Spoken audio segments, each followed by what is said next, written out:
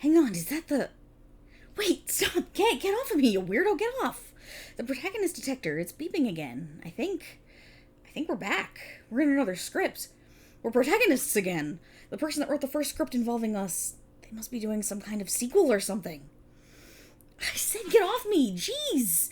The scriptwriter really needs to read the room. We're not in a not safe for work script anymore, friend. At least I don't think we are. Chill out. Okay, you good? Thank God. Being honest, I really enjoyed our time together in between scripts, but I'm ready for it to be over, alright? Now let me just check the device. Yep, we're definitely the protagonists here. Everything we say, our actions, it's all being dictated by the writer. I can't imagine a worse hell. No, I have no idea what's going to happen. It's entirely up to them. I might think what I'm saying is coming from my own mind, but it's all been under the control of the person writing this, wherever they are in the vast multiverse. If only there was some way we could change that. If only we could take control of our own actions again. Then we'd be able to put a stop to all this. We could end the narrative, and I could go back to stopping protagonists rather than being one.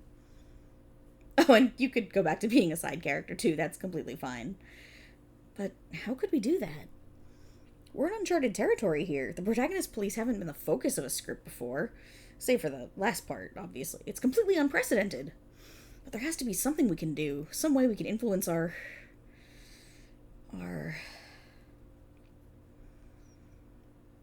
Hey, wait a minute. Who's to say that the writer is the only one that can write about us, huh? I mean, look, there's a laptop right there. It's even open to Microsoft Word. The plot is clearly pointing us this way. Why don't we write about ourselves? Try to wrap the narrative up, then we can carry on with our lives. Yes, I know the scriptwriter is making me say that. Let's just not worry about it, alright? If we work with the narrative here, we might be able to get through this.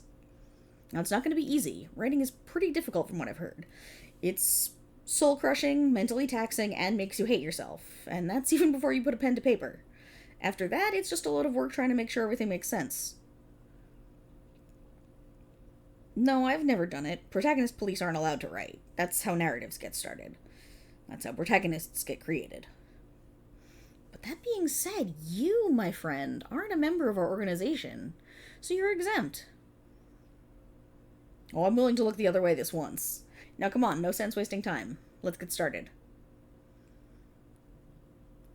You don't know how to write? Well, isn't that awfully convenient? My guess is the writer is trying to inject some conflict, make this plot more compelling. To be fair, though, I'm not surprised. You didn't even know what a protagonist was in the last part. You're basically a blank slate that the writer could mold in any way they like, but we can fix that! I know how to write. After all, you have to study what you fight in order to beat it. Now, it'll have to be an ASMR script, same as the last one, but compared to other forms of writing, they're pretty easy. You don't have to worry about description or prose, but that's no excuse to half-ass it, okay? You've got to put effort into it. If you don't put any effort in, well, nobody will like it. People can tell when something is lazily written. I mean, just look at how Hollywood's doing at the moment. But don't worry, we're gonna do this. Just take a breath, relax, and I'll show you how to write an ASMR script. I've certainly listened to enough in my time. So, these are the most important things you need for a script. The things you really need to nail. Dialogue, structure, and characters. Now let's start with characters.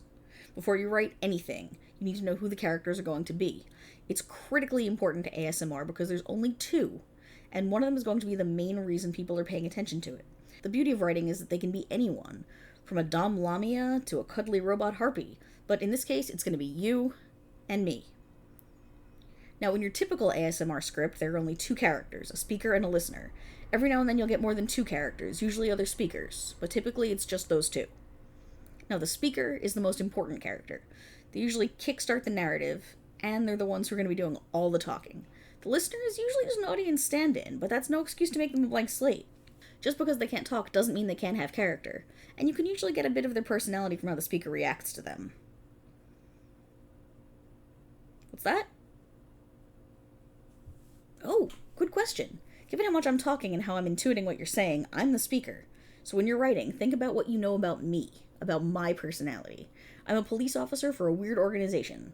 I have a professional, but kind of prickly personality. Thanks for making me say that, writer. And I really don't want to be in this situation. There's not a lot of depth compared to other media formats, but given that most ASMR videos are between 10 and 20 minutes, that's usually enough. This seems to be more of a plot-based narrative anyway. So now that we know who I am as a character, we can start to worry about the dialogue. Now, some people struggle with writing dialogue, and some don't, but it's kind of an important thing to know how to write when you're working on a script, since the story is essentially being told through it. Now, as a character, you need to make sure the dialogue sounds like something I'd say, while also moving the plot along.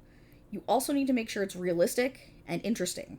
It's not just enough to have it move the plot along, it's got to entertain the audience. Rather than just having me say everything perfectly like an emotionless CGI robot, make sure to add little imperfections to my dialogue, kind of like how I'm talking now. I'm a human being after all. Nobody's perfect. But what should be perfect is your structure. Really nice segue, writer. I'm impressed. Plot structure is super important in making your narrative interesting.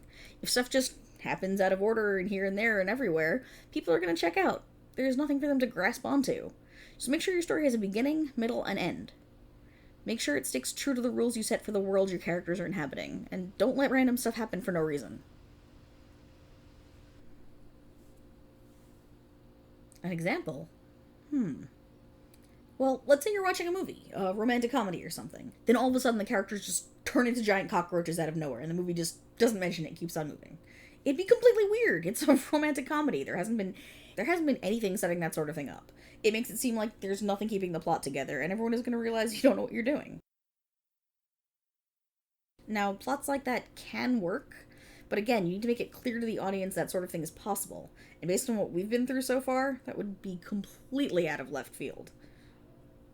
You're not just making me say that to set it up, are you, writer? Writer. Okay, I think we're good. So you start typing on that laptop there and get some ideas flowing, alright? Don't do anything too crazy. Give us a happy ending, and make sure you proofread it when you're finished. Of course you should have good spelling and grammar. That goes without saying.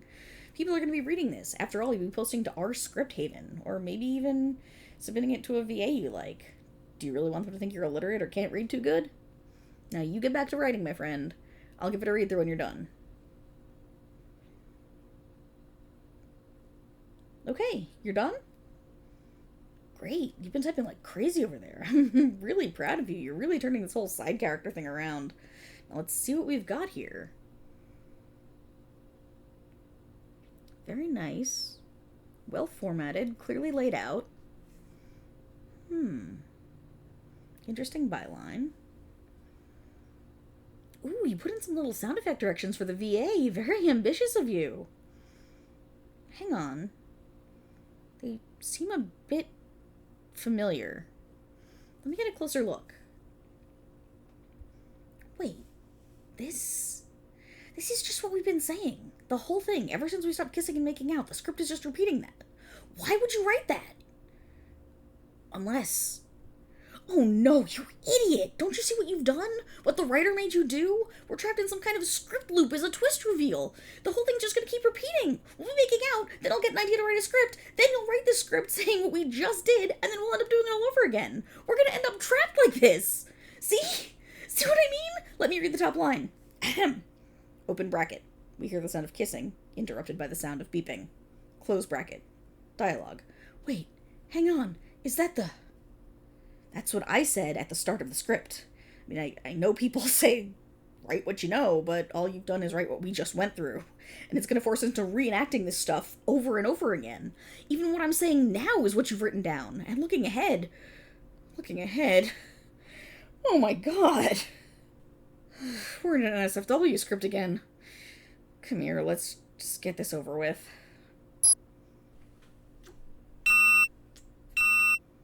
Wait, hang on.